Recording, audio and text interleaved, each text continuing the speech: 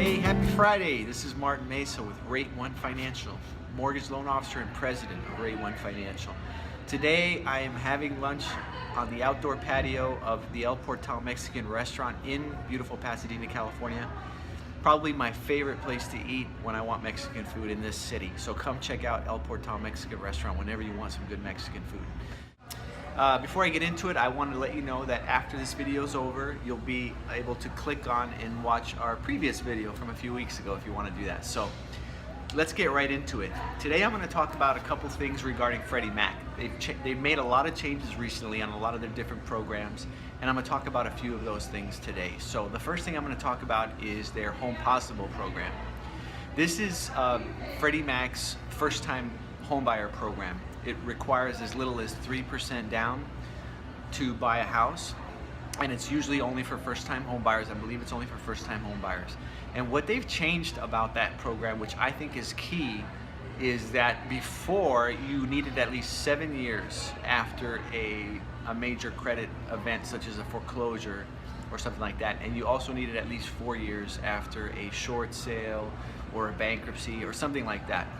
And now what they adjusted that to is now you only need 3 years after a foreclosure, and you only need a couple of years after bankruptcy or a short sale or a deed in lieu of, or for example a charged off second mortgage or something like that. So that's huge. It's really opened up that program to a lot of new people that might otherwise wouldn't have been eligible for it until that, a few more years down the road. So that's a really cool program that a lot of people I think will be able to take advantage of now. It is comparable to the FHA program, but in many ways it's better than the FHA program in that, for example, you can use it to buy a condo, any condo, whereas FHA, you can only use it on condo projects that are FHA approved, which probably more often than not, most condo projects aren't FHA approved. So it makes a lot of things possible for people, especially first-time home buyers. The second thing I want to talk about is Freddie Mac has recently changed their rule on for self-employed borrowers, using 1 year of tax returns for qualifying income.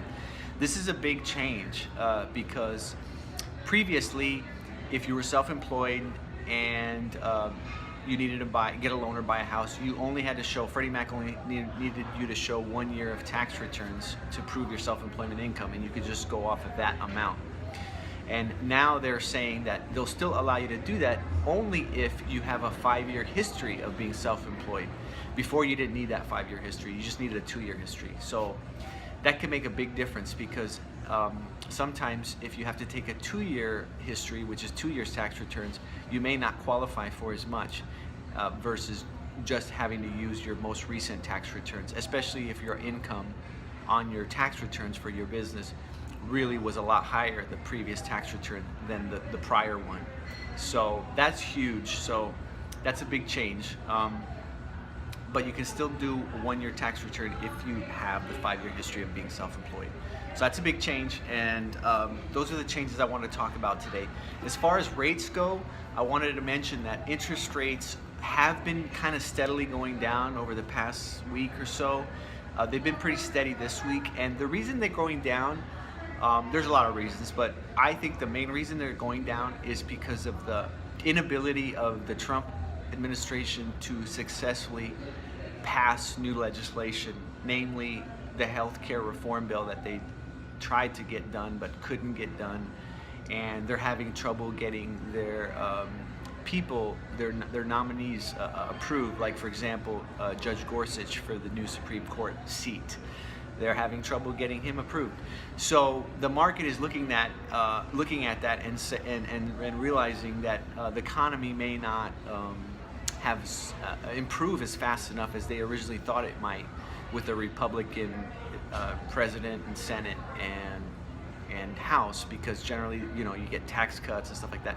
So now they're seeing that he's having a hard time getting anything done. Specifically, they're thinking that tax cuts and regulatory reform might be a lot harder for him to get done than previously imagined, which is causing a lot of uncertainty in the market, and therefore mortgage rates, I think, are going down because of those things.